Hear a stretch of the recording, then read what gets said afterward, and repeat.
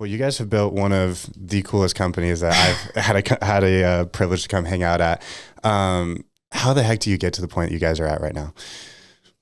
Bust your ass. You work a lot.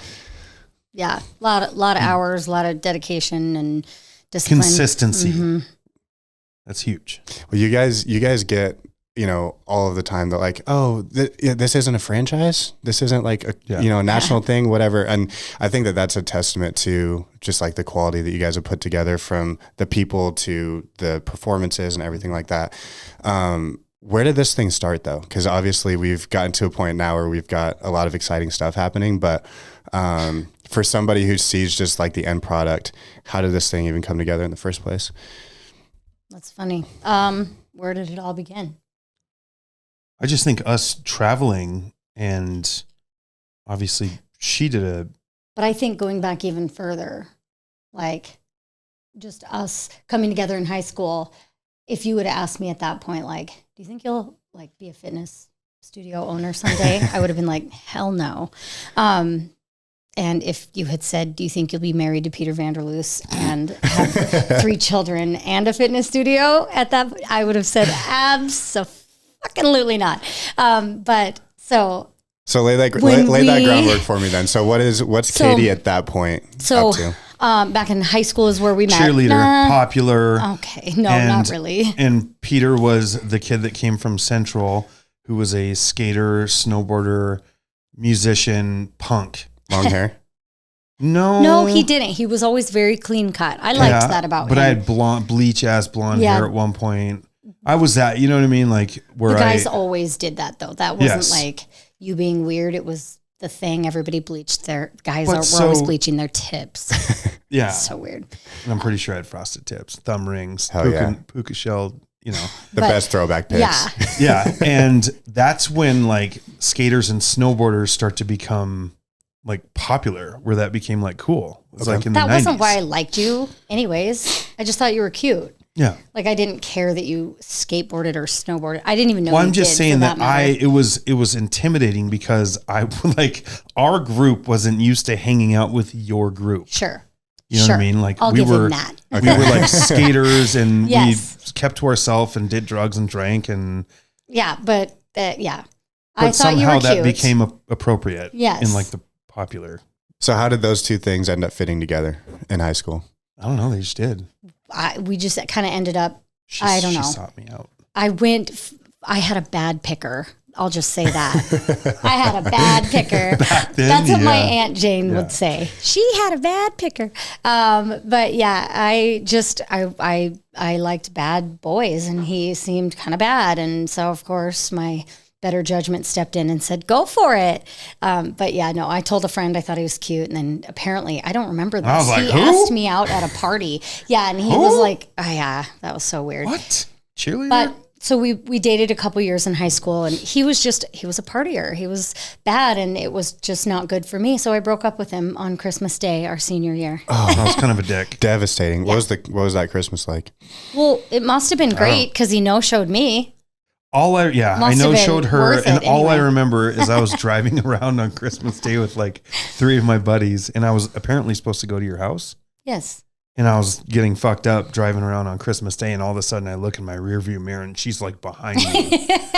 Worse than the cops. I mean, listen, and my mom said too, don't go looking for him. And I was like, oh, I'm going. And this is like Find My Friends. Nobody's got each other's location. So No. you were out in the streets. No, but This there isn't was even MySpace. There was This just is a like- couple places that I knew he and his friends would be. We were 18. They weren't partying at anyone's house. I was still so 17. they were either at the park, which everybody hung out with, or a specific gas station. So I knew, and I followed him to the gas station. And then I chewed his ass and broke up with him in front of his friends, which I was like, you know what? You're not going to show me. My whole family was sitting there like, oh, where's your boyfriend that we were supposed to meet? And I was like, this. I want to go for a drive real quick. Yeah, I'm going to go for a quick drive. So I did that. And then his parents came to my house that night and brought all my gifts. And they were like, we're really sorry. And so at that point I was like, yep, we're through. So we were done for a while, and we stayed friends many years, stayed friends for years and years and years. And then we both got married and got divorced. And 11 years after that, we ended up together. And one of the common denominators was we were both really into yoga and riding bikes and fitness. And so that's what we did. He, in the meantime, had gotten sober.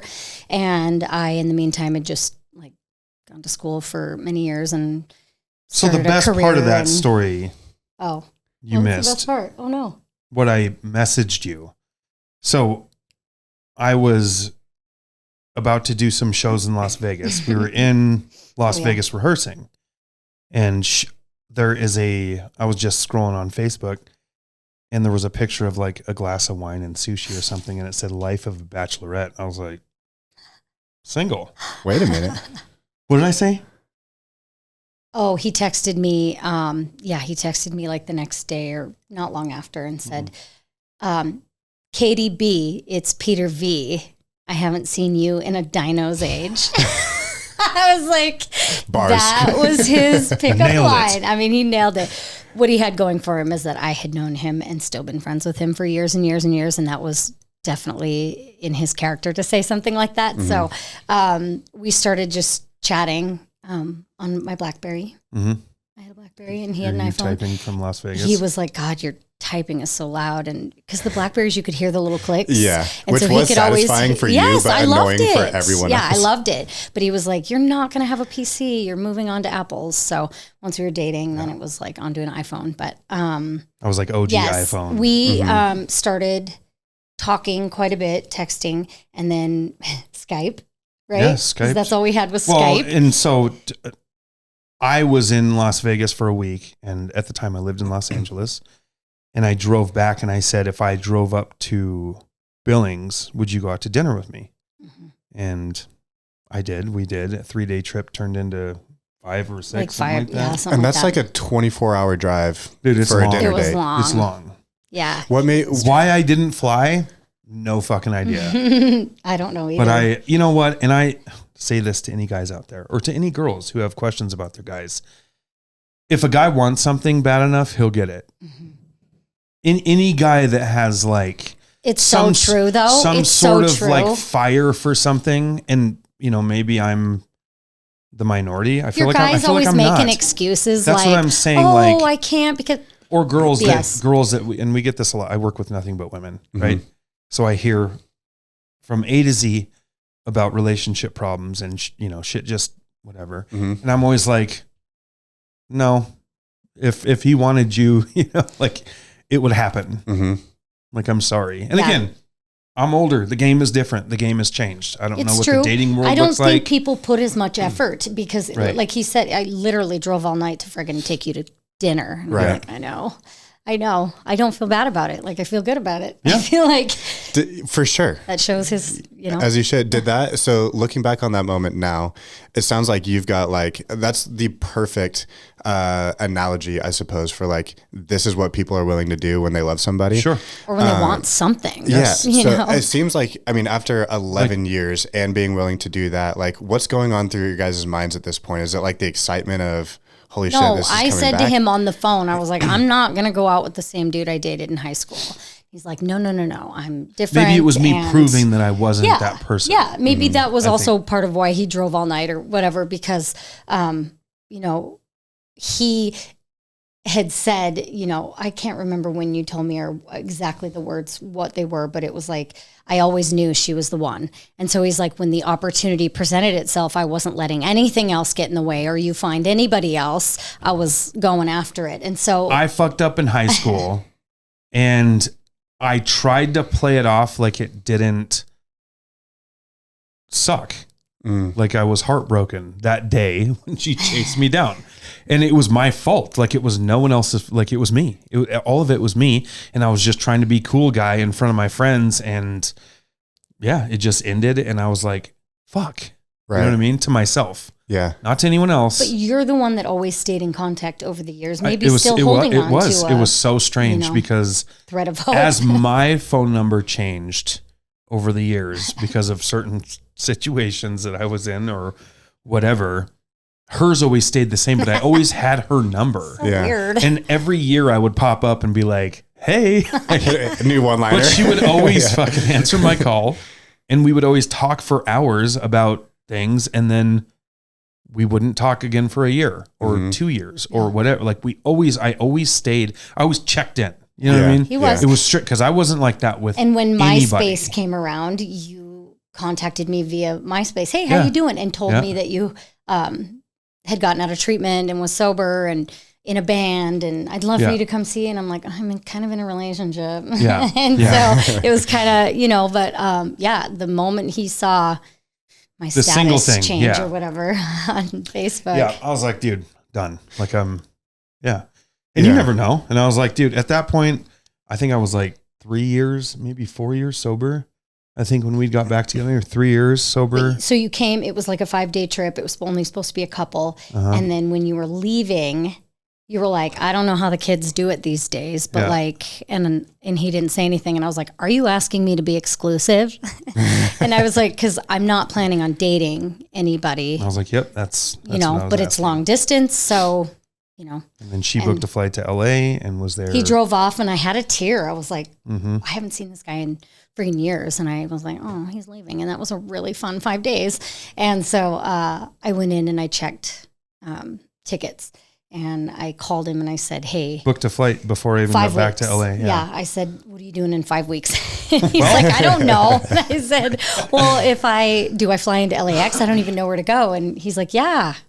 So he's like, I'll arrange it so that, yes, I'm open. Right. So, yeah. And then that was it. And we just did the long distance thing for a little bit, which I don't think is altogether a bad thing unless you're a shithead and you live a double life. But like, it honestly forced us to not just jump in the sack, but to like have conversations and like really get to know each other and talk about what we wanted for our future goals and, stuff like that. So the long distance thing wasn't altogether a bad thing, but we also... No, I actually, I thought it was like... I think it was helpful. It was. Yeah. But like I said, I trusted you and you trusted me, and it wasn't like... It was like the healthiest relationship I'd ever been a part of. Interesting. And even with my like parents and like you know what I mean? Like it was it was a chance to like be totally transparent and honest, and especially in a world that I lived in that was crazy as fuck. Because at this point you were kind of reaching like towards the top of your musical career, right? So yes. And we had songs on the radio, we had shows booked, tours that were looking to get booked. And at this point was when I was like unhappy, like super unhappy with it because the direction it went and all the time and effort and the inconsistency of that industry was super depressing. Like it was really, really fucking depressing. And it was really, some of the music that I was writing was, then taken by producers and changed, and you know what I mean? Like I felt like the control of what I was doing, I didn't even have control of it. And, then we wrote the song Take It or Leave It, which was our biggest song. And it was basically a fuck you to the music industry at the time because we were independent, signed by an independent label. Okay. We weren't under Universal anymore. And, it was like our most popular shit. And by that time I was like, I'm done. I'm out. Really? Oh, I wanted her. But also I was pregnant and I was like, I'm not raising kids by myself. While you go travel. Yeah. So I've got two questions about that. The first one's going to back up a tiny bit. Yeah. So one of the things that I find fascinating is what you said about like Peter being like, oh, I always knew it was her. How during what you said, 11 years of that gap, obviously you're staying checked in and stuff like that, but how does that thing live in the back of your mind for 11 years? And how do you like navigate that dynamic? Dude, I never wanted to feel the way I felt that second semester of our senior year. I never wanted to, because it was I did not know. All those years I had no idea. He never said like, I knew he was jealous because after we broke up, I started going out with a Billings Bulls hockey player and he was so jealous. And I was like, where was this when we were dating? Like you were like, and now all of a sudden you're jealous. And so he was like walking me to classes. It was and weird. Really, like, it was just, dude, I was like one way to her and another way to my group of people. Yeah. I was just fake. I don't know. I was so fucking insecure, and I was just like, I didn't even know. Right. You know what I mean? Like that was straight up, like I didn't even know who I was. But sometimes teenagers don't. For sure, most times. Well, it sounds like too, though, that so you changed a lot between obviously like driving around partying on Christmas Day to 11 years later. Was the lesson that you learned part of like the self-development that you were doing in that way, or did it live in the back of your head that like, oh, I'm going to be a different person if we reconnect? I don't know. I guess I don't know. I don't think you ever. I was always in chance. love with her. That was not a question, because from the second we broke up to really when I got married, which it was annulled. It was 6 months. It was like the weirdest fucking thing ever. I had not been in one relationship pre-sobriety to 3 years, 2 years, 3 years sober. When I got, I was put together with a person. Okay. That clearly didn't fucking work out. Wrong reasons, bro. Yeah. Yeah. It was just, it was a publicity stunt. Mm-hmm. It wasn't, I didn't even know what like a relationship was. You know what I mean? Since her, I had 0 relationships. 0. And because I never wanted to let anybody. Why me? I mean, honestly, like what was it about me that. It was always you. I know, but like it was 2 years of high school. Why? I don't know. It was always, anytime I came up to, and girls were always, and I was very straight up with them, especially in like early sobriety. And I was like, yeah, my sponsor says I'm not supposed to date anyone until I'm, yada, yada, yada. But, and it always just seemed like they were, I'm going to be the one to change that. And I'm like, no, you're not. And so it always felt like, I don't know. And I was fucking with people too. I was such a shit. I was such a shit for so long. He was such a shit. I was such a shit. And yeah, at one point, working through my steps, I realized that, womanizing was, but it was never like, I don't know. It was like secondhand weird things that I would do. Like in trying to get women to, I would get a woman back to my place in my bed, and I would want them to fucking leave. Right. I'm like, and I've told you this before. I know. Like it was a game. It was a game to me. Yeah. Like I didn't want them to, and I was very honest. Mm-hmm. Like, hey, I'm not in a place where I can be in a relationship per my sponsor's orders. Because we can do the in fun. Southern California, you have to understand it's a huge sobriety market. community. Okay. The community is massive. Like it's a whole all of fucking Orange County and Los Angeles County. There's people that are sober, and then there's not to date each other in sobriety is like, it's got to be one of their tallest tasks. Yeah, but because you're always looking to place your problems on someone, or you're always looking to misery loves company. Yeah. I think a lot of it might come down to a self-worth thing too. Yeah. Especially I needed to see if I could pull a chick. Right. Because if you can, then that must mean that like, I've got something good going on. I'm attractive. Yes, I'm this, I'm that. I'm still a fucking guy. You know what I mean? Like I'm still the dude. Yeah. Doesn't matter. Haven't lost it yet. But man, I'll tell you what, like you can get really insecure in sobriety. Like you really can, because you're like, am I even the same? Like is everything I did before this a lie? Everything, because a lot of it is. Yeah. Sort of. But I have been like that my whole life. Even when we dated in high school, I was always a shit. I was just always a little shit. You know what I mean? Like I was always. Somewhere along the way, something changed and you were like, okay, I need to be better. Yes. Like I need to do better. When you have no one in your corner. When we got back together after 11 years, we did break up once or twice. Yeah. I mean. You moved out once. I helped her fucking pack her bags. I think I moved out like twice, actually. I think I moved in with Aunt Jane once and then moved out. Yeah. Anyways, regardless. That was it took us a little bit. Learning how to be in a relationship and know that if it's willing, if you have something that you're willing to fight for, fight for it. Yeah. Don't let. But also remembering that anything worth holding on to is not easy. No, it's not. It's fucking hard. And, marriage is not easy, and what we do together is not easy. Right.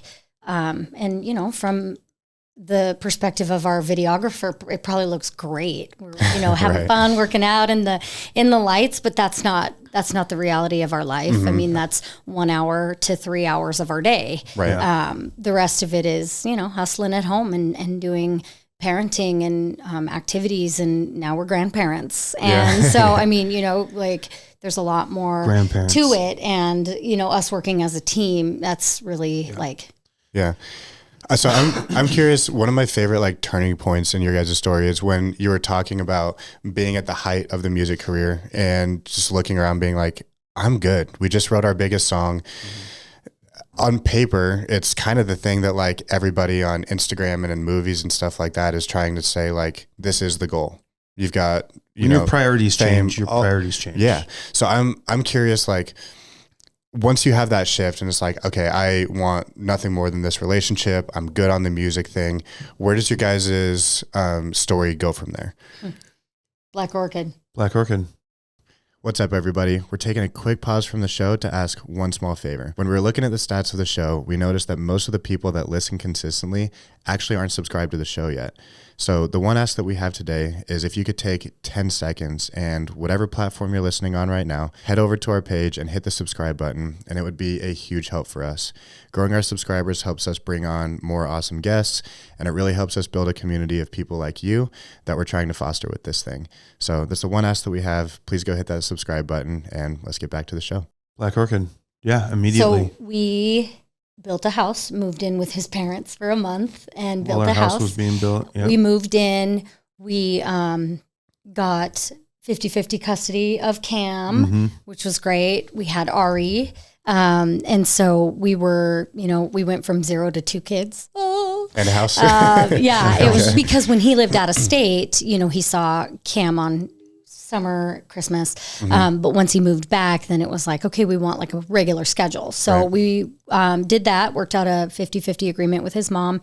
And then we had Ari, and he at the time was working at Youth Dynamics, I believe. And I was a hairdresser. I've been a hairdresser for 18 years. And so we were doing that and big into like hot yoga. And we traveled a lot and took classes everywhere. We have taken hot yoga, regular yoga cycle classes all over the country. So this was something that like in your guys' relationship already, it was just like, when we got back together, that was what we did. In fact, he got rid of his car in LA when he moved back here. We had one car, but we rode bikes literally everywhere. Nice. We put our stuff in a backpack. Awesome. We didn't have kids. We didn't have to have, and so we rode everywhere. In the winter was the only time that we pretty much shared a car. Okay. And, so yeah, we were doing a ton of, so we tried to franchise a different hot yoga studio that we had been going to out of state in a few different states. And we tried to franchise and they weren't franchising anymore. Okay. And we're like, oh, crap, because there's a lot of work that goes into opening a business from scratch and doing all of the, groundwork. So we were like, well, let's start from 0 and create a business plan and let's move toward this. And so the plan was always for me to stay a hairdresser because I didn't think at the time I wanted to change my career. And for us together to do the yoga thing. And we worked on a plan, visited a few banks, got totally laughed at. I think he told you in the last podcast, like our parents really didn't think like that was the best move on our part, especially with especially with an infant and an 11-year-old. They're like, you guys are going to go Mind you, this is 2015?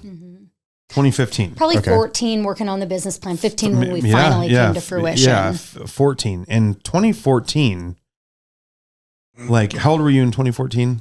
15. Had you ever heard of hot yoga? As it was ever even a thing that you would ever even, you know what I mean? Right. In Billings, Montana, that was I think there was one place here. Brand new.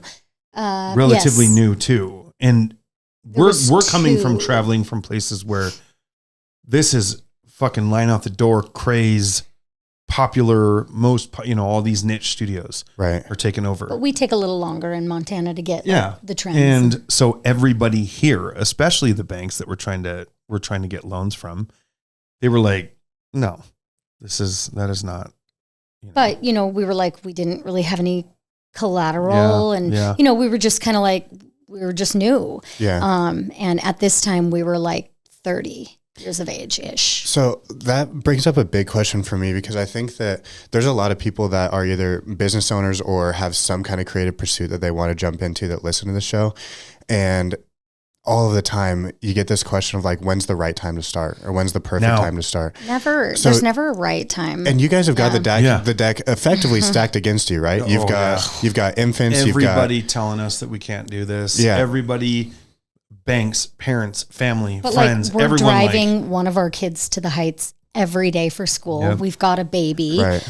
You know, like I'm still a hairdresser. And so, I mean, yeah, it was definitely, listen, I can't even believe we went for it. So how do you guys, so with the deck stacked against you like that, how do you go through that and actually like do the dang thing? Because if you want something bad enough, you will go to any length to do it. He's the risk taker. I'm a fucking professional trust fall.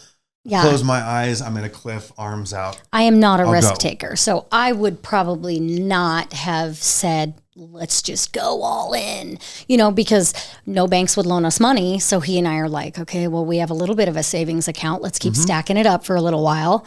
Like everything we could do to stack up our savings. And we're like, fuck that, all of it on black. Yeah, right. We could double this right now. For real. He would have too. All of it on Black Orchid. Trust fall, for real. So anyways, we finally got to a point and we were working with a real estate agent and it got us into this space. And we wrote a check one day and I was like puking. I was puking in my mouth while writing the check. Dude. Like it was everything. And I'm like, we have 2 kids. Like I'm so scared. I think I stopped sleeping altogether. Like altogether. I think that I almost And I never went sleep crazy. Anyway, so it didn't matter. Right. Yeah. So we did it. And he was like, come on, like, when are you going to have another opportunity? Like, when's it going to be the right time? And he was totally right. I mean, I got to give a lot of credit to him because like I said, I'm more of a, like, plan this out. Okay, this works. And this is the income and this is what it looks like. And we're great. And he's like, nah, I want more. So we did that. But to be fair, she is,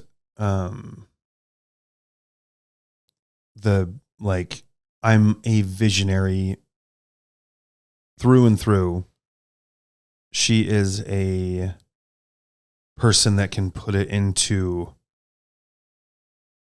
bring it to life or put it into like a box that makes it make sense, not only financially, but with a good plan. You know what I mean? It's like actionable instead of just let's do all of this shit like tomorrow. And she's like, that's true. No. I'm like let's get some systems into place. Like if we're going to hire somebody to do this, they need a job description. If we're going to, you know what I mean? And like, this is so yes, I see what you're saying. To hear, like, to see where we are now every day it's nothing. You know what I mean?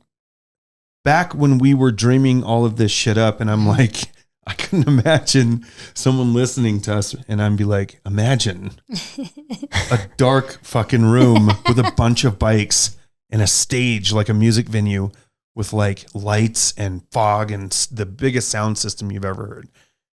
I would have to sound absolutely fucking crazy. Especially because it didn't exist at that point. It didn't exist. But we didn't bring cycle in for a couple years. Right. So it was yoga, but even then it was the lights and the ambiance, and nobody did it like we did it, where we were playing Metallica during yoga classes, not Metallica, like the Unforgiven Black Album Metallica. Right. I play rap. Ozzy Osbourne, rap. Like, we're letting our teachers have this like creative freedom within our, you know what I mean? Within our little bubble of what we were like wanting people to do or willing to let people. Because if you give someone an inch, you know, they'll take a mile. For sure. Me. But like, I think that letting our teachers have that like creative freedom. But I mean, just think of way back, because we were just so scared of what everyone thought.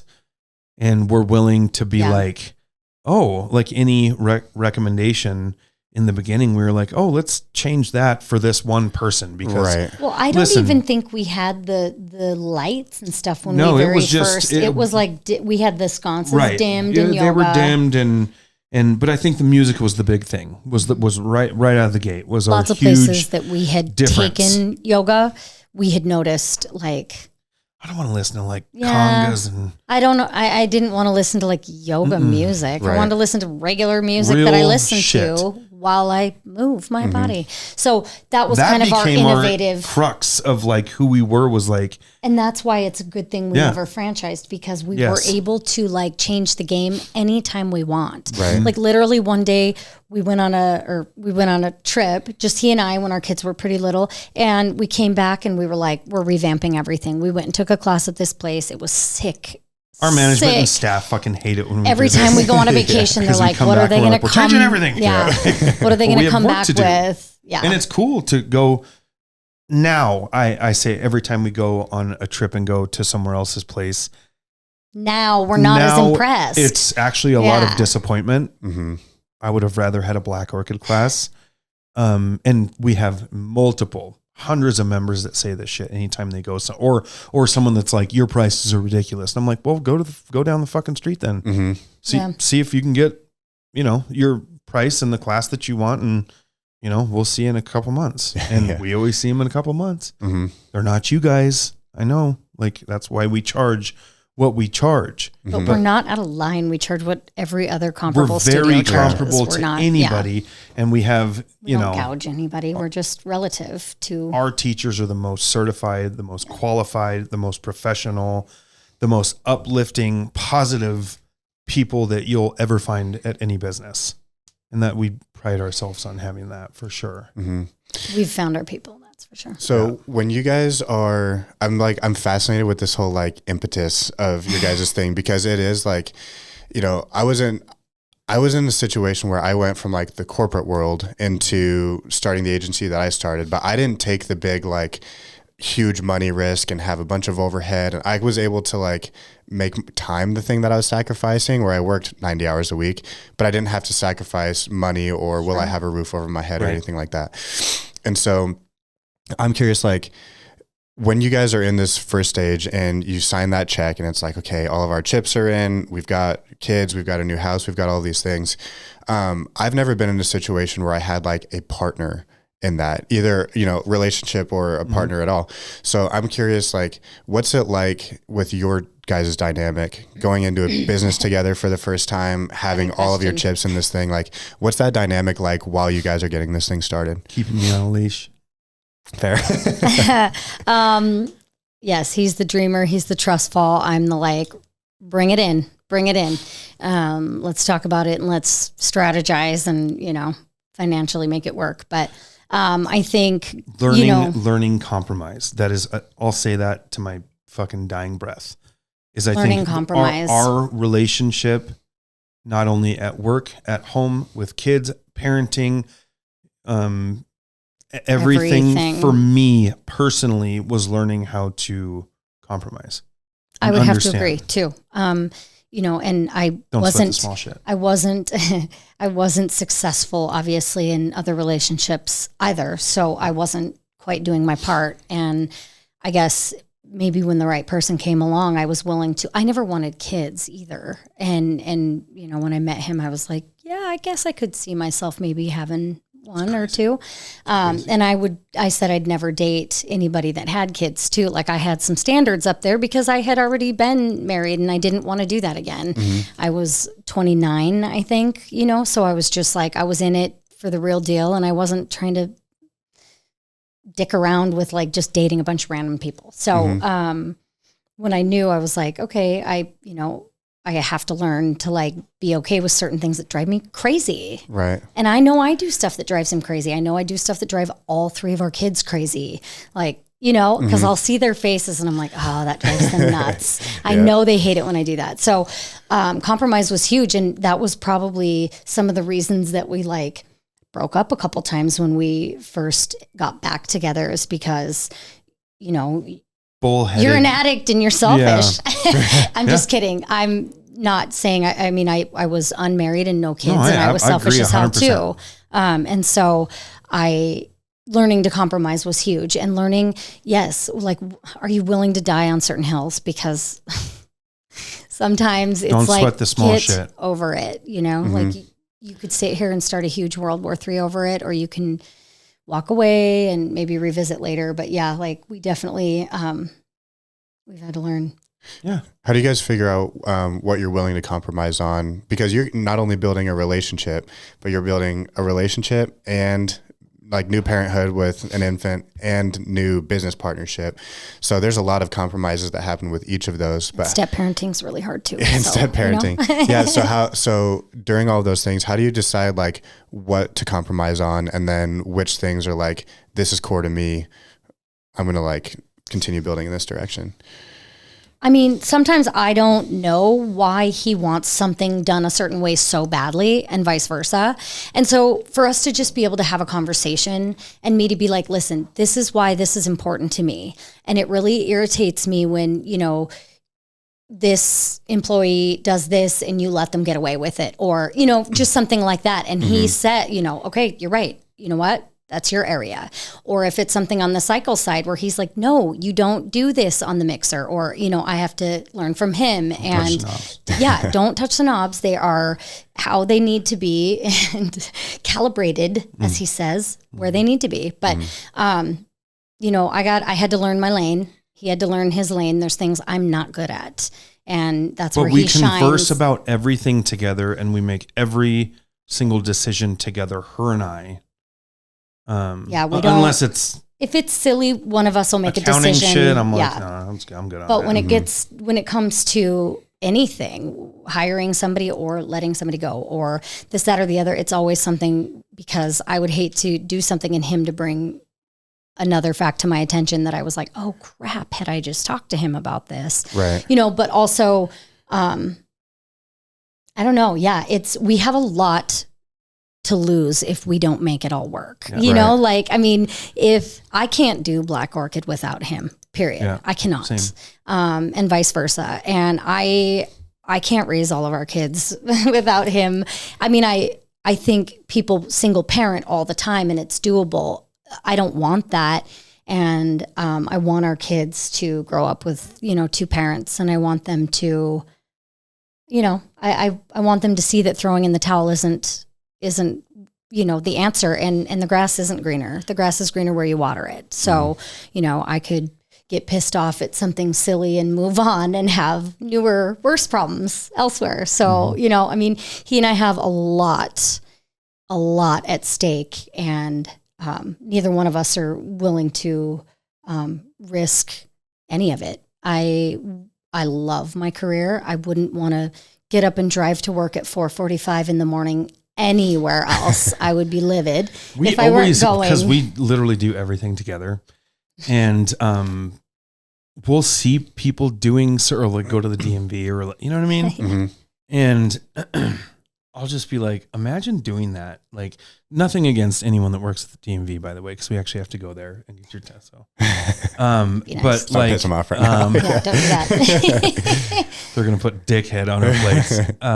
No, but I think about that too. Like, God damn, I am so grateful for what we do and what we've built. Yeah. And even though it is and can be stressful, the stressful points of it are getting smaller and smaller and smaller. And everything, you know, I think being in business is stressful in general. Anybody who wants to be in business for themselves, it's a lot. But yeah, each industry, of course, comes with its things. And dude, yeah, I just feel really fortunate, that we do what we do. And I don't want to do anything else, and I don't want to be married to anybody else. I'm undateable. I'm just not. I'd just be the lady with dogs. I would just be the lady with dogs. Yeah. Not qualified to date. I don't know how to do it. This online stuff people are doing. No. So it's him or no one. Yeah. I couldn't fucking imagine dating me. Hell no. You cannot imagine dating you. But like, so bad. The person that he has become over all these years, I think we were counting the years today, like almost 16 or 15 years that we've total, been together. And the person he has morphed into, from the person, even the one I met in high school, onto the one that I started dating in 2012, onto the one that, you know, I'm married to today, is just, it's been a pretty cool thing to watch. Just, and you know, he was 4 years sober when I started dating him, and now he's almost 18. Almost 18. And so, I mean. And she's 4. You're sober. Congratulations. I haven't had a drink in 4 years. You posted about that the other day. This is the funny shit too, is it's not like you just drank wine one night when we were in because we do the Red Lodge New Year's Eve thing, it seems like quite a bit now. Yeah. And we were in Red Lodge over New Year's Eve, and she had like a glass of wine, like, which to me is just like crazy to just say just to have a glass of wine. And a lot of times in that glass, she'll leave wine in there, and I'm like, what the fuck? He's like, how can you walk? First of all, that's a waste of money. 2, how could you just leave it in there? And I'm like that with regular drinks. Yeah. Like because his reason for drinking is affect. Mine was social. Period. Right. And that's how our brains are different, because I'm like, no, I want to get a half ounce and fucking crack it up and go to town. That doesn't mean that I didn't take it too far. That doesn't mean I didn't but overdo it. You know how to rein it in anything. I am a full-blown motherfucking addict to the core. Everything I do is drug addict work. I like to say I collect them. Like my husband's an addict, my brother's an addict, my best friend on the face of the planet's an addict. Like I collect them. Yeah. So you do good with them. I don't know about that. Maybe I understand you. But she got like, was really sick the next day. Like, I don't know if it was a hangover. I don't know. You were sick, I don't know. The elevation in Red Lodge is a little different. I'm 43. Okay. But this was 4 years ago. So I must have been 39. Okay. And, I was really sick all night.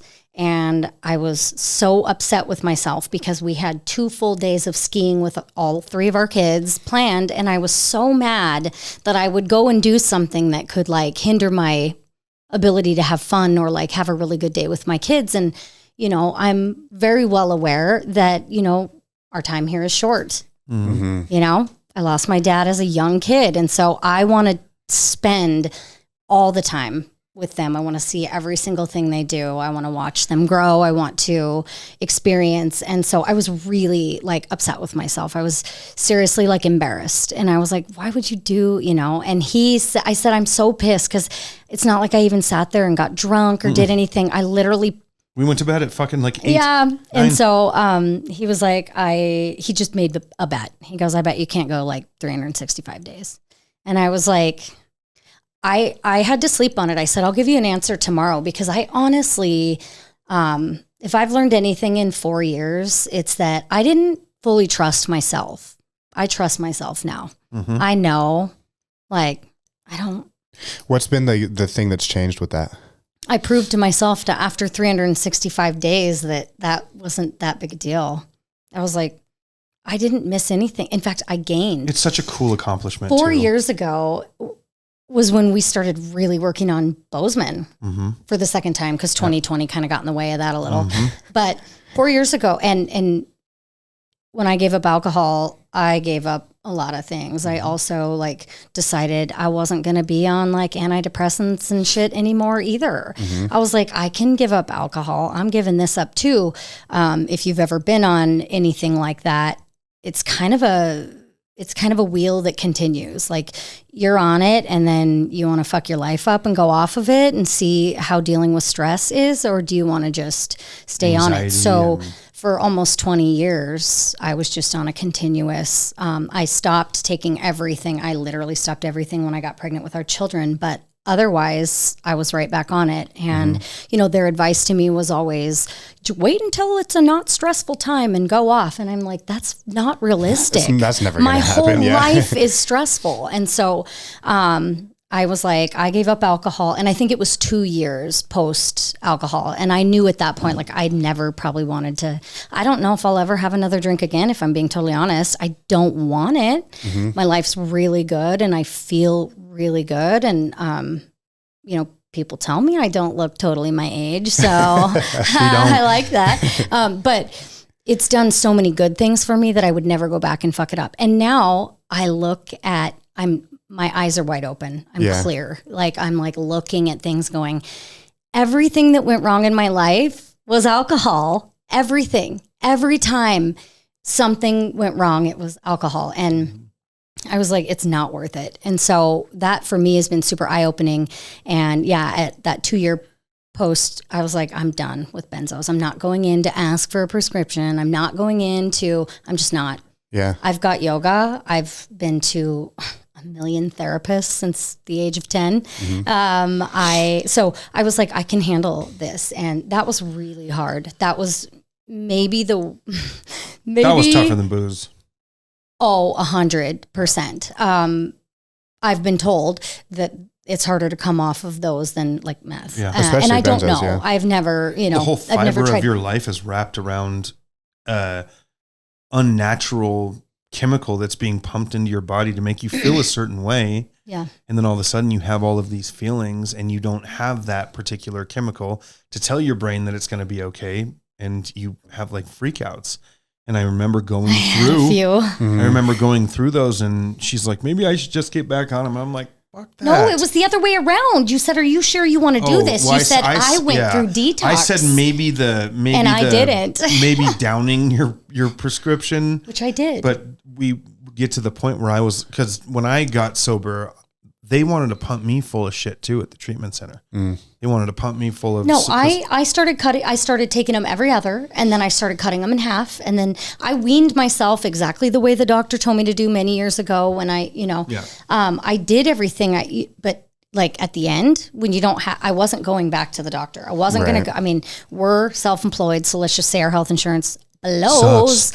So I wasn't going back to the doctor. I wasn't going to get another prescription just to take the whole thing. Yeah. So I was like, no, we're done here. And so I did it, and it was very hard. But now fast forward 2 more years,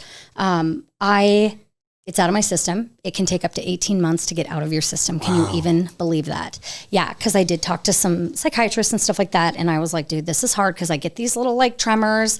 I get these little things where I get a little lightheaded. Sometimes I'm teaching a class, and it did eventually go away. But listen, we're in the field. Joke. We're in the field of helping people. Like at the end of the day, that's what we do. And as we get older and like have done all of these things personally, sobriety, gotten off meds, you know what I mean? Like you really start to question everything that you're told. Yeah. You really start to question. And here's what made me question our healthcare. Like, I don't want to go here with you. Like, But coming off the benzos, here's what I noticed now that I'm completely clear of it. Like I have more energy than I thought being in my 40s meant just being tired, needing a nap every single day, not wanting to play games at night with my kids, not wanting to do a puzzle, like just tired all the time. I thought I needed a nap every day because this is what you do for work and this is what that's BS. I literally, bullshit. When it was out of my system, I wake up in the morning and I feel good and I have energy all day. We race to the espresso machine. We race to the coffee machine because we are coffee snobs. Yes. And yeah, sometimes it's 4:30 in the morning. Like if we went to bed early or whatever, and we're like, yeah, we're just up. New Year's Day, just fucking. Yeah, just up. But I have so much energy. I feel like I'm in control. Yeah. Like I'm in control. I need a yoga class today. Yeah. Okay. I know what I need, or like, I need you to take the kids for a little while because I need a moment. Like I need an hour. I need to go take a hot bath, or I need, like it's just knowing and understanding what you need to tick. And it's not alcohol and it's not benzos. I'll tell you that much. Sometimes I think just a little time. You just need a little time. Everybody, I think, needs a little time. Like if you get into an argument, well, and of course me shamelessly plugging Black Orchid all the time. If you have an issue and you're really pissed off about it, before you make a rash decision, go take a fucking class and then come out and realize that A, it probably wasn't that big of a deal. You were making it out to be way bigger. B, you took a little time and you're like, is it worth? Once again, is this the hill I want to die on right. today? So many times where, there's issues with work comp. I'll throw them under the table, motherfuckers. Work comp, Montana State. Work comp, Montana State. We get the mail in the morning and you see things come in from work comp or unemployment or whatever. I don't open it till after I'm done teaching classes. I know it's going to wreck my mood. Yeah. I know it. Yeah. So I'm like, nah, not opening that yet. Yeah. or BMI, ASCAP, any of those. Yeah. Any of the music licensing. Crooks. Like going into business is a lot and it's stressful, and there's a lot of things you don't realize that come along with it, and all the licensing and all the things that the city wants, and everybody wants taxes, a cut. the IRS. Don't even get me started on those motherfuckers. Yeah. I would encourage anybody to do it if you got the balls to. Yeah. So you said, like as you were leading into that you guys are in the business of helping people. And one of the things that I find interesting, like I didn't know that about your story with the sobriety plus the sobriety from the benzos.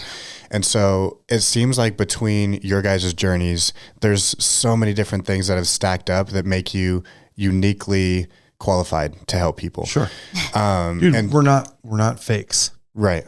Like we're not frauds. But like also I can't sit there and tell people come to yoga, it will help you mentally when I'm going and taking benzos to help me mentally. I can't tell people, I feel like, and if you're a yoga instructor, all fucking night, if you're a yoga instructor and you've been through a real yoga training, then you've been through yamas and niyamas, and you know that living the yoga life means a lot more than getting on your mat and exercising. It means living the life, like being truthful and not lying and stealing and cheating and doing things like that. And I feel like the universe works in very mysterious ways.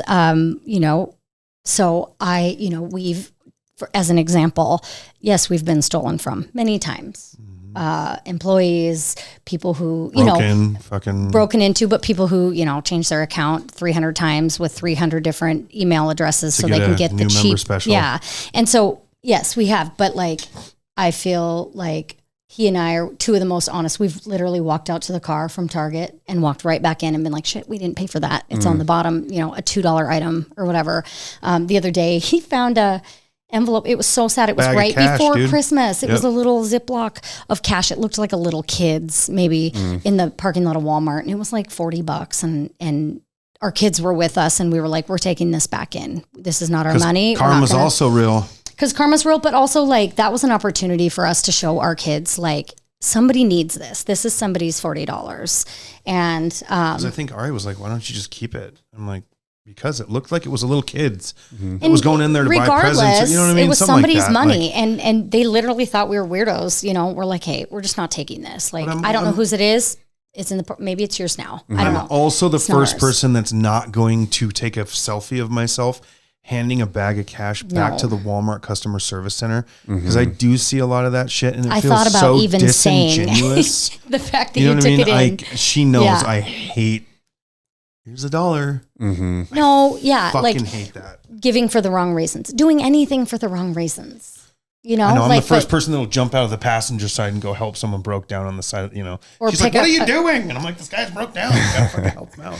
He's like, I'm able to push him off to the side at least, or give him a ride. And, he's a lot, yeah, he's a giver. I'm more like, no, they're a stranger and they could kill me. I'm just saying, if you do some dirty shit, it's coming back. It's coming back to you. I agree. Because it's come back to me. I've lived in an interesting world where, dude, that shit come back to you. Your kid will have a dick growing out of their forehead.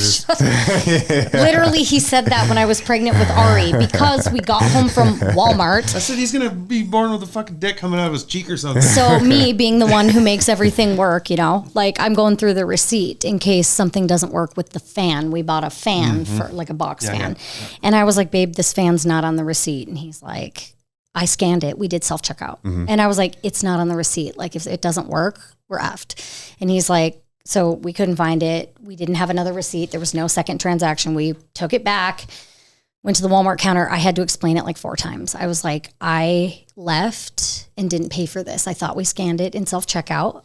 And now we're back. She couldn't understand what was happening. And the lady was like, we stole it on accident. Yeah, I was like, we stole a fucking fan, lady. So you took the fan home and then brought it back. And I said, no, it's not even in the box. It's at my house because I want to keep it, but I got to pay for it. Right. And she was like, so hold on. And I was like, okay.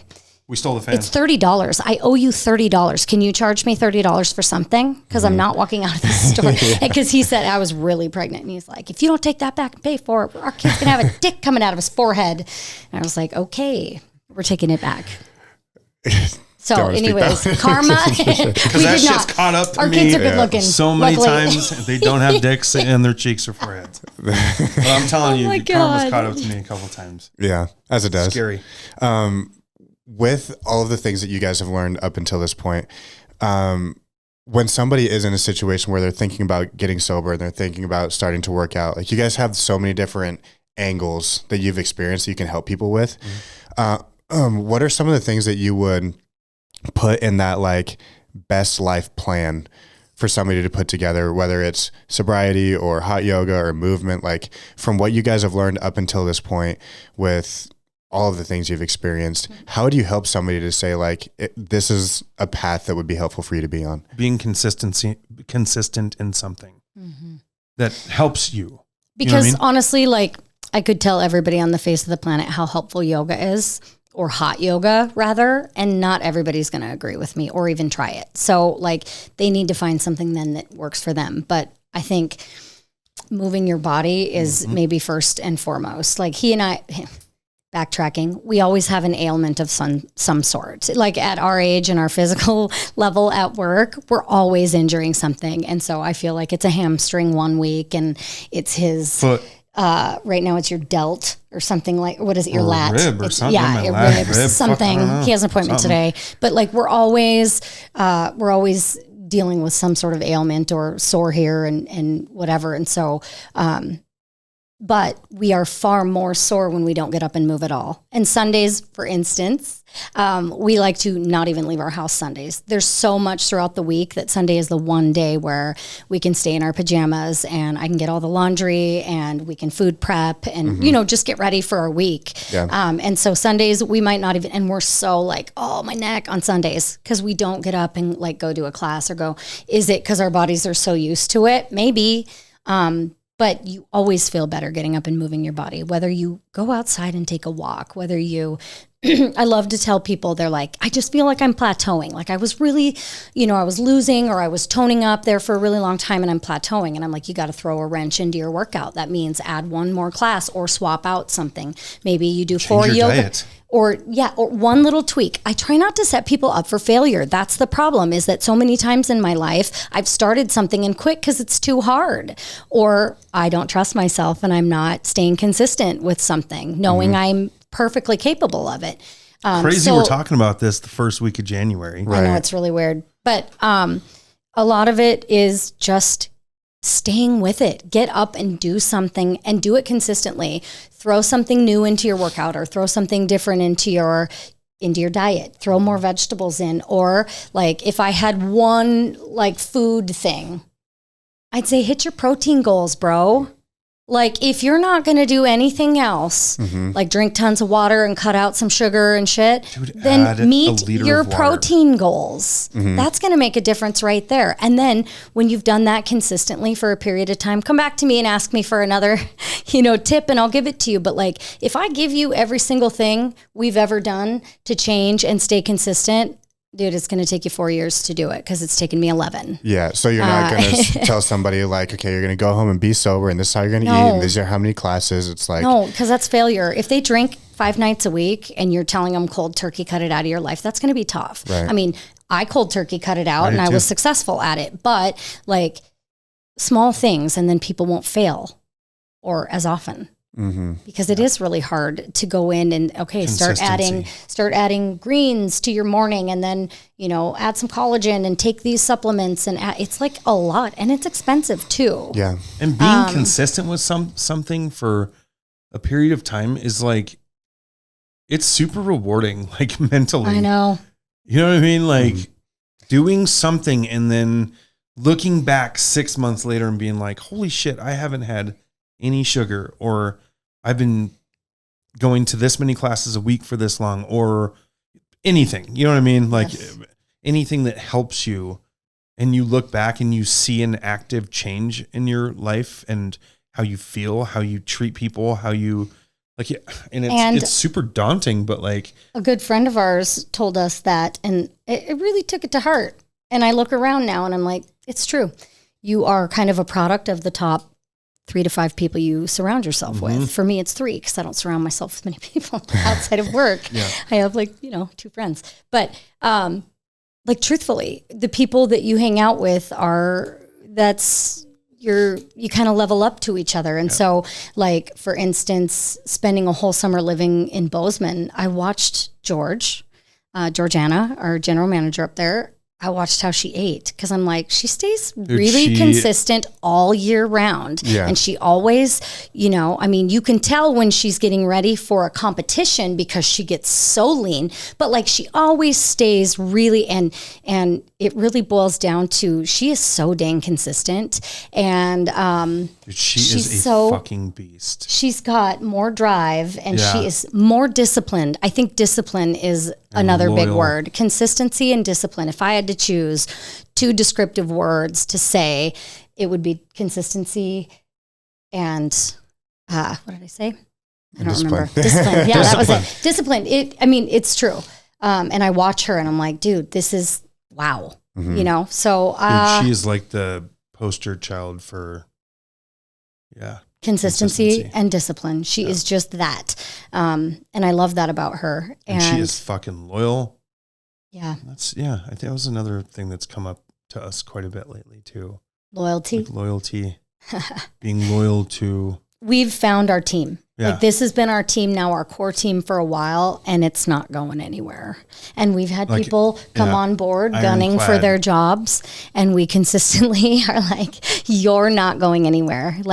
Gunning for our top people's jobs.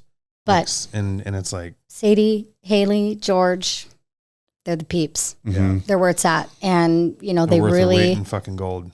They are why we run the way we run. And so talented in different phases of our business, and all of them also stay in their fucking lane. We've grown this thing to where ultimately everything filters through us. But for the most part, Sadie is yoga and photography, period. And videography. Haley is HR. She is social media, and George does everything. She's a lot of the cycle side stuff. Oh yeah, George is like top dog. Bozeman runs a whole staff, and she does all of our payroll for both locations. And she's like a fucking celeb in Bozeman. Everybody knows her. She's kind of a celeb here too, though. Yeah, she's is. When cool. she comes back in town, it's like, and she's like, don't put it on social media. She's our 4th child. She is. We will claim her. If she was under 18, she would have taken our last name. Probably, but she's like, I'll still take your last name. So I love that. So one of the things that we talked about before we got started is the value of being owners who have done every facet of the business. Obviously now you have this situation where people can be in their own lanes and they can be in their zone of genius. Yeah. What is important about having done every aspect of the business up until this point so that you can create that rock star team and know that those people are your A players? Well, I think that anybody that you hire is going to respect you if you know every portion of what you do, and not only just know it, you have it mastered. Teaching is a difference. We've taught thousands and thousands and thousands and thousands of classes. You can always be a student of what we do. There's never, I'm the best this, or you never know. I always everything. make the joke. I'm like, I'm the fucking worst teacher at Black Orchid. I'm good at smoke and mirrors, right? I'm just good. I can bullshit my way out of any situation. That's just the truth. Mm-hmm. You know what I mean? There's different. You take enough classes that you know what people are looking for. I take way more than what I teach anymore. Yeah. Mm-hmm. And that's where I wanted to be 10 years ago when we first, over 10 years ago when we first opened. I had no intention of teaching at Black Orchid at all. And what happened? I was going to be the dude that just walked around and was like, hey, what happened? Welcome to Black Orchid. Did I say you're going to fucking teach and you're going to be teaching by next week? Yeah. Well, apparently it turns out yoga teachers are super some are unstable. You know what's funny? Being one of them. Hairdressers can be the same. In the industry, we own a salon as well. It's connected to Black Orchid in Billings only. But hairdressers and yoga teachers can be flaky. I like to say I literally have the best team ever on the salon side and on the yoga and on the cycle because they're dedicated. And if they're not, they do fall off. Loyal. When they really show us that they want to be there and we give them a class and they continue to do all the things it takes to keep your numbers up and all of that, it's like, we know you're there to stay. The ones that can't do that, they just kind of fall off. It's like, okay, cool, on to the next. I would imagine you guys can like see the patterns in somebody where it's like, oh, this is going to be one that sticks around. Because you guys did it. Instantly, we're like, oh yeah, she's not going to work out. Like sometimes I can just tell just from coming in, like watching a cycle audition or something. And I'm like, nope. Or like they do a training for a whole, this goes for yoga training, any trainings that we have, you do the training and then you have like 6 to 8 weeks of practicing and working with instructors, co-teaching, all of that. And then you audition to teach there. So it really is a longer process than just a weekend or whatever training. You work with us and then audition. And I would say before the training's even over, or right when we assign stage rides or what classes that they need to be in, that's when we find out. Because they'll be like, ooh, I have a tickle in my throat tonight. And you're like, grow up. Get your fucking ass there. Okay, she's not there, so she really doesn't want to teach that bad. Let's be real. The tickle in the throat shit. Yeah, grow up. I've taught with a fever. I literally walked into I remember taking a picture. I took like a 2-hour shower. I was in Bozeman. I remember, yeah.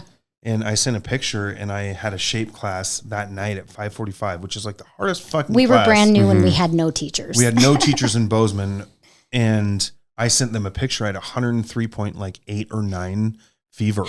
And I was like, I'm either going to the hospital or going to teach this class. And I went and taught the class, came out, fever was like 100. It was wild. And I don't even remember. This is not medical advice. But I'll tell you what, man, like, no, don't. We've all stepped out, thrown up, gone back in and finished. Like, dude, I'm like, it's like. You're either a baller or you're not. That's what I'm saying. You're just either a pussy or you're not. Like, I don't know what to tell you. Like you could do it or you can't. You're born with it or you're not. Period. You either have it or you do not. You know what I mean? And sometimes I can say that it's something you're born with. And sometimes it can be consistency. It can be, because I've said this so many times. I would rather take a trainee who is willing to be loyal, consistent, and willing to learn and show up. And more so, we have that type of person than we do not have a person who's super walks up on the stage and presence galore, talent, everything. Any day, I would rather take this person that's willing to work harder. Because you can coach them. Sometimes in a training, we'll be like, she's okay. But then you're like, but she shows up. She shows up. She's loyal. And she's that's committed. The person that you put your work into. Yeah. That's like, who you put your time into. I'll put time into this person because they thoroughly want to learn. And they are thoroughly like, and they're not like, my cousin's in town. Yeah, all I want to do is be a cycle instructor at Black Orchid. Like, because when we go through our trainings, the beginning part, like the first hour of the training is me just sitting down, like getting to know who the people are. And like, I don't just do that to like get to, like, I want to know, because you can tell the people that really want it and the people that don't. And so there's all these little weird phases in these cycle trainings that we go through. I think they all start out wanting it because they're obviously willing to drop the money on the training. Yeah. Sometimes they think that that's their ticket though. They're like, well, I just spent, $700, whatever the training was. And they think they're in like Flynn, and you're like, no, dude, you don't show up. You call out. So our training packet, and as time has gone on and we've done training after training after training, the first sentence in our training is, just because you are here, this does not guarantee you a job. And again, this is all stuff we've learned as time has gone on, and we've done and trained hundreds of fucking cycle instructors, hundreds of yoga instructors in this city and in Bozeman that have even gone on to teach at different states or different cities in Montana or whatever. And you learn that people just think that they're going to like step up and do what we do. Or they're like, they pay for the training and they're adorable, so they're going to get a job. And you're like, you are cute. You are damn cute. But like your consistency is just not there. Like you can't show up for stage rides. I can't trust you to show up to teach your own class. Yeah. Right. Or, they come out swinging from and it training. all looks cool on social media. Yeah. You know what I mean? Mm-hmm. Like you look at our social and our website and everything looks super fun, but it wasn't easy. No, and it's never. If you think that you're gonna get past some of our like senior instructors, dude, like some of our girls in Bozeman, some of our people in Billings, like they're fucking dogs. Well, like dogs. When they want it, they're competitive with it, and they want, and they're competitive with each other, and in a healthy sense, and they all promote each other and support each other. That I think that's what I love about our team is they'll all compete with each other, and myself included. I'm probably one of the most competitive people I know. But they then to have like the too. Love for at the end of the day, it's like, we're all on the same team, but it's a bunch of fucking dogs, like a bunch of alpha dogs. Like I told you earlier, like they make commission in their classes. And so of course they want to promote and fill their classes so they make more money. Right. I think too, I think that one of the most important things when you're building a team though is having A players and then filtering out everybody who's not that. Yeah. Because as soon as you get one, they start looking around. They're like, okay, is there anybody else that's like me on this? Because if there's not, I think it's really easy for them to just like hit the road and they're gone. But if you can start fostering that with getting more of those people around them, then it becomes a healthy competitive environment. Everybody's uplifting each other. And I think that also, and something we talked about off mic, is it becomes something where that becomes magnetic by itself. Yeah. And there are other people who might not have ever taken a training before. They're like, I want whatever they're on. Yeah. Because they're confident, they support each other, they're competitive. And like, I think that that's one of the things that you guys have fostered is it seems like your cycle instructors and your yoga instructors and your front desk people, everybody's got this essence about them where it's like, we built something really positive here, but it's because we all know that we're gangsters at what we do. Yeah. For real. So like they're trained the best. For every 4 emails that somebody's whining, we get one that's just like, see, that made up for all of it. And like, you know what I mean? We do get a you've lot shown me, really cool. and sometimes I even cry reading them. I'm like, thank you. Because at the end of it all, like we could probably close our doors and walk away and, but like that's not what we want to do. Like we're still here trying to help Billings and anyone that comes to Billings that wants to move their body and listen to music with us and sweat. Like, in the next 2 to 3 to 5 years, I would imagine that Black Orchid will triple or quadruple in size. Mm-hmm. I mean, that's just kind of where we're going. And that's what the market is for what we do. And I think where we're headed to and why we've created such a strong team at our studios is for her and I to continue growing our brand nationally and as far as it goes. And then I've told her, I was like, I don't think that I could ever retire. I mean, if someone offered me like 150 mil for Black Orchid, like 10 years I might walk away. But I'd be like, I need a membership though. For life. Yeah. Because we would go out of town and we do the same shit we do here. Right. I mean, honestly, if you want it, like the definition of consistency is our whole life. Yeah. Like we literally, our kids brush their teeth and get their pajamas on at 8 every single night. Everybody's in bed by 8:30. Like we're all up. They are so everything is so consistent. But if we didn't create that for ourselves, it just has to be. How do we do all the things we do and stay consistent unless every single Sunday, all the laundry gets done, all the grocery shopping gets done.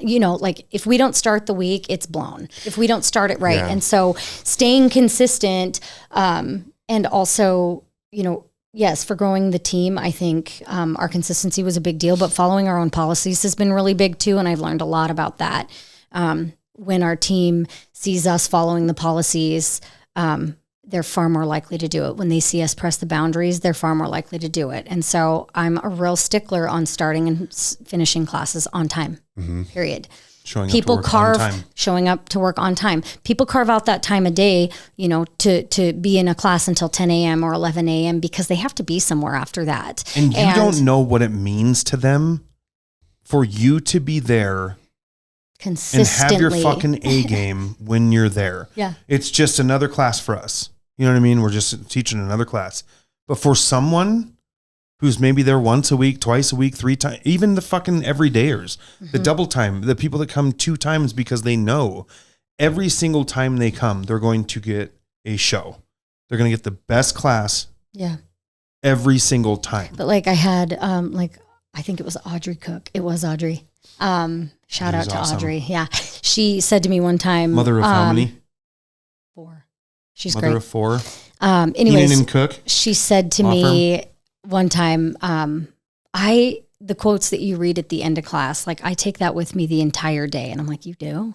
Like I was going to quit reading quotes at the end of class because I didn't think anybody cared about them. I didn't think they made, and I've had her and 1 or 2 other people be like, dude, I love when you read those things. And usually it's just me dinking around on Instagram or Pinterest and something really stands out to me. Yeah. And one that I said in class this morning, actually I shared it. It was something like, in 6 months, you can have 6 months worth of excuses or 6 months of progress. You choose. I think it's on my Instagram story right now. And when those things, when I come across it and it stands out to me, I'm like, I'm not the only person that speaks to, so I'll read it to my class. And, at least one of the 20 or whatever in my class is going to, it's going to set with, or it's going to resonate with. And so, that's something in those positive words. And I always say, this might be your only time to yourself all day. And it is. I have gals that come to the lunch class. That Heather gal that sent us an email, sweetest person on earth.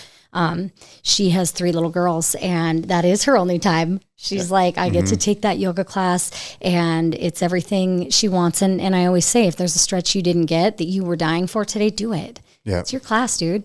Like, I want you to get everything you wanted out of this class today. That doesn't mean I want you in a headstand while we're all in Shavasana, but I do want you to get the stretches that you want today. So, it's, I think what we've built is huge. And a lot of it is just her Instagram is very motivational. Mine? Sometimes it's not. Sometimes it's like, I just talk shit on mine constantly. You are one of my favorite people to follow. Oh, he is so funny to follow. Every time I see that you've got like new stories up, I'm like, let's go. I know. I hear that way too much. So funny. And I've just gotten to that point. I'm surprised anybody comes to Black Orchid anymore. I'm just kidding. They know what they're No, sometimes like I got a lot of laughs when I posted, I don't want to look skinny. I want to look like I can kick your ass. Right. Like, those are the kinds of things I'm like, listen, it's not about that. Yeah. You want to be strong.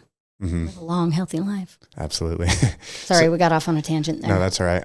When you guys were talking about like that some people, it's the only moment that they've got, or like they're really looking forward to it. They really take something away. In my first year of business, like Black Orchid was that for me. I was probably coming to Black Orchid 2 or 3 times a week to hot yoga. Yeah. And Sadie's, I think it was a Saturday 9 a.m. or something like that, was like a non-negoable for Banger me. class, so dude. fun. So always good. like Always 3 mats packed. deep. Oh, Yeah. so Fucking good. just sardine city. It was the She's best. so good. It's awesome. But I was at a point at that time where it was my first like couple months in business, and I think I knew that it was coming, but I wasn't ready to the extent that your brain is just redlining constantly. And I remember being in this place where like as soon as I woke up, I could almost feel like the revolutions of like an engine, like just going. And Black Orchid was so helpful for me because I knew that I would get my absolute ass kicked in hot yoga every time that I went. But I went in with the goal where I was like, at some point, there's going to be a moment where all of my noise is gone. Yes. And it didn't matter if I was like, my shoulders were gassed from the 20th down dog, or if it was like whatever it was. Planks, yeah. And so it was so helpful for me because it was like one of the only moments that I got during that chapter at all where it was just like quiet. And so every time I think about Black Orchid, that's the thing that I took away each time was like, I'm going to be able to leave here and be proud that I at least had like one time where my brain was like quiet. Yeah. I have had people tell me over the years, and not that I'm recommending this in any way, shape, or form, but that they just canceled with their therapist because yoga seemed to be what was working for them at that point in time. And truthfully, it is. I tell my students a lot of times, I feel like I roll out my little therapist and I spend an hour stretching and working through. And also another thing we say, what are you working on and what are you working through? Because you can do all of it in there. I mean, you can work through. Why'd you show up? Yeah. Why'd you show? What's your inspo today? And think about those things. And what are you grateful for today? Because you know what? I've had people say, I wish my body would even allow me to do some of that stuff. And so sometimes just having an able body that can move is something to be thankful for, because so many people would just want that opportunity. This is really interesting to me. You guys might be the best ones to answer this, but what are some of the best ways that you can approach? Let's start with yoga.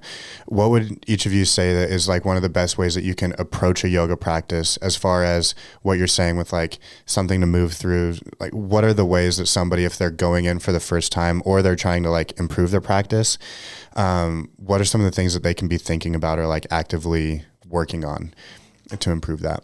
I mean, I hear a lot of people say like, I can't do yoga because I'm not flexible.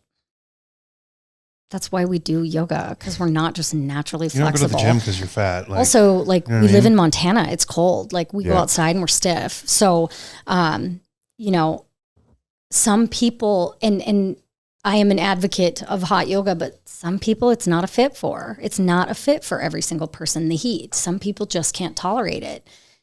I think it's tolerable for, you know, but I think you have to get yourself to a point. If you're coming to Black Orchid, and you've never, you know, done yoga ever, I always recommend starting with like a slow vinyasa or a zen-yasa. Just to start learning some of the poses. Like, if you're walking in and you've literally never done a down dog in your life, like start with something that's slower, so you can just kind of look around and the instructor really slows down.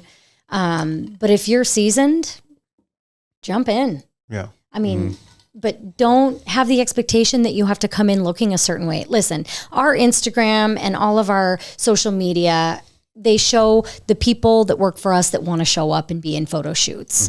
It's not showing you the vast majority of the people in the classes, the 60-somes, the people who aren't that little tiny size 0 that showed up for the photo shoot. You know, like there's no expectation of how you need to look or be when you come into a class. Our expectation is just to show up on time, because there is ethical aspects of what we do too. Not just yoga, but cycle and any of our shape, sculpt type classes. Like, there is etiquette that comes along with it, and showing up late is just not okay.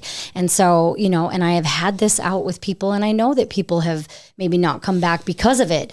But, you know, when 22 people can show up on time, I'm not going to let somebody come in 5 to 10 minutes late and step over everyone's head to find a spot. Whap like, that no, down. thank you. Yeah. Like, they're in Shavasana. They got here in time. I will always work with you. If you show up late and I'm like, I'm sorry, you can't go into the class. Like behind a car wreck, or you know what I mean? Like, we're not, you know. We're not going to ding you with a fee. We'll give you day- back your credit, or we'll not assess a fee. But like, at the end of the day, like, there is etiquette that comes along with it. So if you can show up on time and just take the class, dude, anybody can do it. You do not need to be habitual. Yeah, no, it's, let's be real. There's like a crowd. I hate to call them the class pass crowd, but there's a crowd that they don't think, you know, they think they should be able to show up 5 minutes late and get into, I paid for it. I don't care. The teacher, like, as a teacher, when you come in late to my class, like, it throws me off.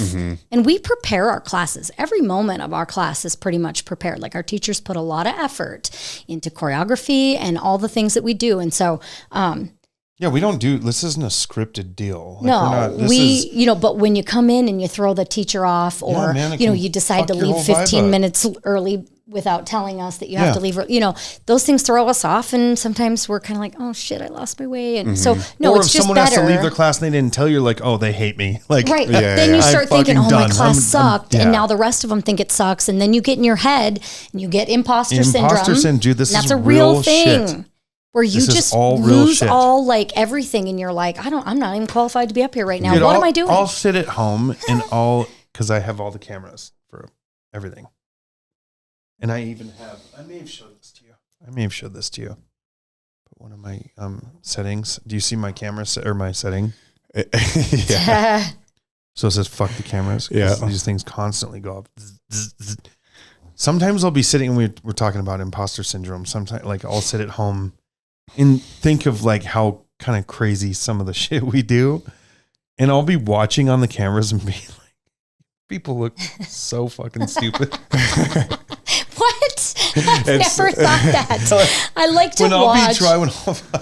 I'll just be driving down the road and be like, I forgot how to swallow. Or like, yeah. You have these weird realizations that are like, sometimes I think it's because we're so busy. And they fucking just think You know what I mean? And I look at it and I'm like, this is this dumbest shit I've ever seen in my life. When there's no music, It's you're so not wild. there, you can't Yeah. see the lights or anything And like these- that. It's like, But in that moment, because I've never felt that way in the class. for sure. You know what I'm saying? Like and so No. I must think what some people. But I have been in the middle of teaching a yoga class and had something, I don't know, something throw me off. Yeah. And me just get in my head and be like, everybody hates this class. Like, I'm not even qualified to be teaching it. How do I even own gave this us the business? Like, keys who to this handed the place? keys? I don't even know how I We do were this. saying that after a class, like a cycle class, like last week.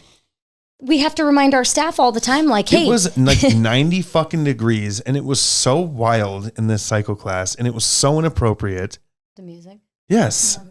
I was playing like Tekashi 6ix9ine and I have people being like, Besty's a dick sucker, like in the middle.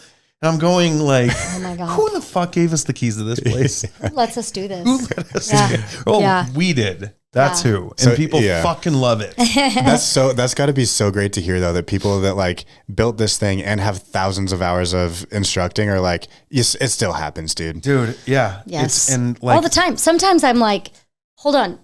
I'm their mom. Like, Yeah, whoa, yeah. who handed these kids to me and Like, expected me how- to like just know what I'm how doing? did the law Yeah. allow this to happen? I Like, remember when we had our first, we were leaving the hospital and I was crying and he and my mom were like, oh my God, what's the matter? And I'm like, they're just going to send us home with him and we don't even know what the yeah, hell what we're the doing. fuck are we doing? And I was like, there's no rule book. There's no, like, they're just trusting me. Yeah, there's not a handbook on being Yeah. a parent or a business owner or anything. No. There's not. And every situation's different. No. Every person you deal with is different. We learn new shit every day. There are days where I feel like I But have we mostly no learn fucking idea what I'm from doing. our mistakes. Yes. Like 100%. I've fucked up so many times. My whole life has been touching the stove. Touching the stove. I've touched the stove 1,000 times and I still touch it. Yeah. I mean, it looks like, oh, they know what they're doing. But I got calluses no, we on my don't. hands now. We're still Yeah, learning right. every day. I'm still just 43 trying to figure out what I'm doing with life and marriage and things, kids. All the stuff. Yeah. She's good looking though. It's always a plus. So for people who are watching this episode and they go, okay, so there are these people who have had like amazing life paths on their own, come together and done a really cool thing. I think one of the biggest questions in business is like, number one, how do you start in the first place? And then number two, should you do it with your partner? What advice would you guys give to somebody who is thinking about starting a business with their partner and doing what you guys have done? And like, what have been maybe some of the most I'll helpful let tools? you start. What have been some of the most helpful tools along the journey? I guess I just never even, it wasn't like a thought of mine to be like when we were thinking about doing this, I was like, oh, I'm doing it with my favorite person in the world. So it was never like I was never like, is this a good idea? It never crossed my mind. I was like, of course it was a good idea. It crossed my mind, like, Yeah. because I was obviously Any sane person would invested, have thought like that though. but I was not. invested so much in us that I was like, is this going to break us? Is Right. this going to be, because I watch a lot of like crime type TV and stuff. And a lot of times this is what breaks couples. Yeah, for sure. Going into business or financial stuff or, you know, and we've been through it all, and there is not a right time to start. I'd say if you're ready to do it, do it. And if you want to If do you're it with not your ready to person- do it, then do it. Yeah. I have some very, very strong opinions on business partnership. However, partnerships, like I would do it again and again with Peter. So every time we've opened a business together, we have entertained a business partner, and every single time before we even finish pulling the trigger, back move out. on. Something happens. Something always happens and we back out. And so for a good reason. I think this last time he and I were like, there's not another. And your dad has said it too. The only partner on the face of this planet is Darlene. And that's what his dad My says. mom, yeah. And that's his mom. And to be fair, my mom is not she was not in everything they do to my parents have been together for what? How long? 40. They've been married 46. They've been together like 50. Yeah. something crazy like that. But like because Peter's dad, and I get a lot of business advice from Peter's dad. I also ask my aunt a lot of business questions too, because they've both been in business. But he always says the only partner I can ever have is Darlene, whether it's in life, in business, in anything. And he's learned too. And he told us business partnerships don't work. And we said, no, he's not right all the time. He is. And we went ahead and pursued business partnerships, opened LLCs and accounts and put in money and all this stuff. And to then go to do other ventures, there were other and ventures. We've changed our mind, pulled at the last and said, nope, we can't. Like, Something always happens. But it's because we are not meant to be partners with anybody but each other. Yeah. We have the same goals and we have ultimately the same morals, the same, we're just not on board with certain, but also people's life ethic. Like sometimes I'm like, oh, hell no, we can't go into business with that person. Like that's not going to work because I wouldn't allow that anywhere near. Yeah. I wouldn't affiliate. I mean, that's a lot. And I teach our kids this too. Like you are a product of who you surround yourself with. So you're running around with a bunch of thugs that steal. Well, you're going to get caught. You're going to get in trouble too. So like, I'm like, no, I'm not affiliating with that person anymore. We're not even friends anymore at this point. Like I wouldn't do that. And so we've changed our minds on business partners every time.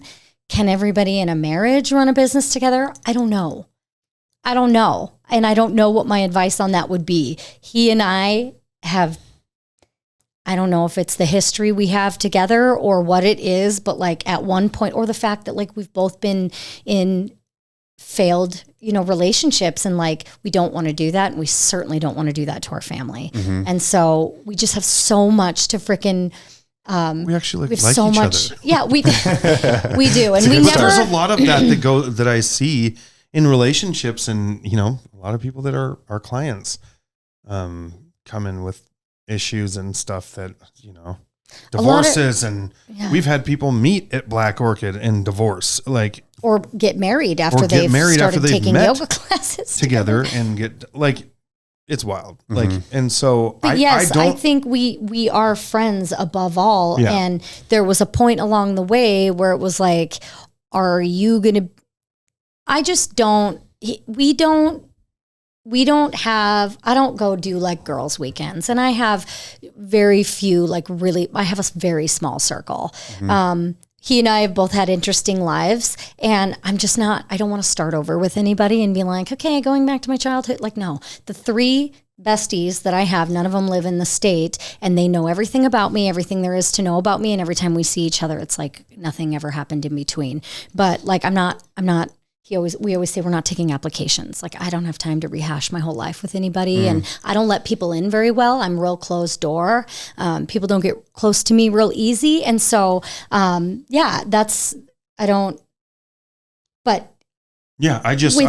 don't know. I'm just like, he's who I want to hang out with. Yeah. When I'm not at work, I want to be with him and I want to be with my kids. I don't want to go on a girls' weekend, but I don't drink either. And so that really kind of determines what you do with your friends too. Like, I'm not fun anymore, guys. I'm just letting you all know, like, if you want to kick it with me, it's probably going to be at a yoga class or a cycle. I don't kick it. Right. We will take our staff out to dinner or we'll go do something nice. Christmas party and a summer party. I don't go like, I don't go do stuff. I don't have a desire though. I love Haley to death, but we didn't even go to her wedding.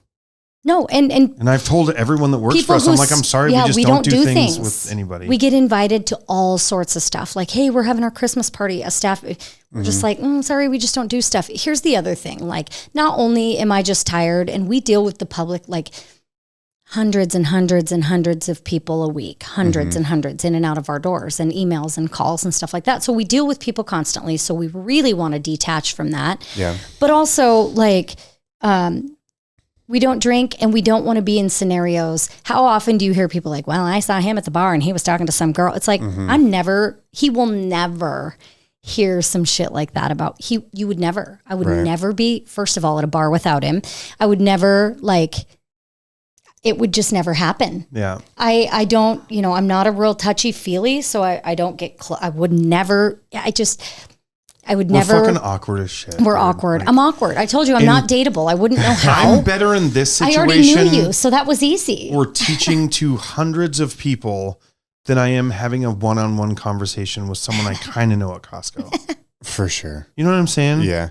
Like half the time I'll put headphones on and like my hood up. And I do that every time. Every time. And I still get the people that are like, tap, tap, tap on the shoulder. And I'm like, dude, can we make it? Leave the fucking room, What about bro? me? Like, I'm not approachable. And I've been told that I'm not that approachable, and I'm actually super nice, and I'm super like whatever. But in those situations, I just, I don't know. We have a target on our back. So honestly, it's been a thing. I mean, it really sounds like the secret sauce to what you guys have is like you guys just love being around each other all the time. Yeah. And so I think that when you have that as like a baseline, it doesn't matter what the challenge is, whether it's the kids or the business or, whatever else. It's like, well, I got my homie here with me. Like, for real, we can do this. Yeah. And it's not like we don't do anything without each other. He goes golfing all summer long, but like I take advantage of that time as like, he's not home. Kids are with their friends. I'm like cleaning, maybe taking a nap, maybe, whatever. I go. To be fair, I golf at 6 a.m. and I'm done by 9:30, 10. I mean, yeah, but regardless, I'm saying like we do things without each other. Not a lot. Like, but at the end of the day, you're the person I want to hang with. On Sunday because she really will not leave the house on Sunday. I don't leave the house. I did yesterday. Took Ivy to her to the aunt's and picked up her friend. But I think the biggest, there's no secret, but the biggest is loyalty to each other first and foremost. And I am a wife first, and I am a mom second, and I am a business owner third. Yeah. And there is no shuffling of that. Like if I didn't have him, I wouldn't have my children. Therefore, I am a wife, then I am a mother, and then I'm a business owner. Believe me, nothing would come in the way of those children. No, they would never, they are my top priority. And honestly, at the end of the day, fuck the business. Yeah, I'd walk away from it all for my family. We could do it again, And there have been times along the way where business has suffered as a result of us choosing family. Us saying, you know what, we're not coming in this day, or we're not, X, Y, and Z. It's family. We're doing that. Right. So, but we both love what we do, and we couldn't imagine, and I say it all the time, it's crazy. Anything else. Actually, how much we actually say this to each other, like, I couldn't imagine going anywhere at 4:30 in the morning or 5 in the morning. You know what I mean? No, I'd be mad pissed. Like my boss is making me go in at 5. And it shows with our employees, like how much they will show up and want to be there and want to hang out and want to, they're not, this isn't their number. Like a lot of them, it's not their only job. Mm-hmm. Right. For most instructors, it's a side gig. Mm-hmm. They all pretty much have, Haley, Sadie, George, this is their gig. But as far as the rest of them, the instructors and stuff, they all have other jobs that are their bread and butter. And this is kind of their side gig. But seems more like a passion project for a lot of them than a side gig, though. Yeah. And in the beginning, I think he and I thought this might just be a passion project. We didn't know, there was so many years of uncertainty, and that's the stuff you never hear about. There's so many years and so many days and so many hours of just uncertainty. Are we going to be able to keep going? Are we going to, and it's scary. Yeah. It's some of the scariest shit I have ever done, especially knowing we have mouths to feed. But if you don't take the risk, you will never know. If you don't dive in. And we can't fail. Can't. And I could never be where we are today because I would have walked away. I would have given up. I would have sold. I would have done something by now. But he's been the constant. We don't fucking give up. We don't quit. And now our kids are like, we're Vanderlooses. We don't give up, Mom. We don't quit. Mom, we don't quit. And so, it's like we have this like ride or die crew behind us, and our kids know. And they don't, we don't miss work just because of a tickle in our throat. Our kids don't miss school. We go. Discipline, consistency. Yeah. That's what we do. Fucking mic drop, dude. I think we leave it right there. It's perfect. Bang. Well, thank you guys so much for being willing to do this. This has been the first time I've been able to both interview a couple that's done a business and have two people on the show. This was great. There's clearly a very awesome dynamic between you two, and I think that definitely showed. But you guys inspire the heck out of me, both with what you built with your marriage and with your business, and I just think it's the coolest. So thank you guys for leading by example and doing the dang thing. We feel very fortunate, and this was such an opportunity that I'm glad we took on. I love it. I'm glad you guys did too. Yeah. All righty. Thanks for the time today, guys. Thank you. Thanks everybody. Be where your feet are. We love you. Peace.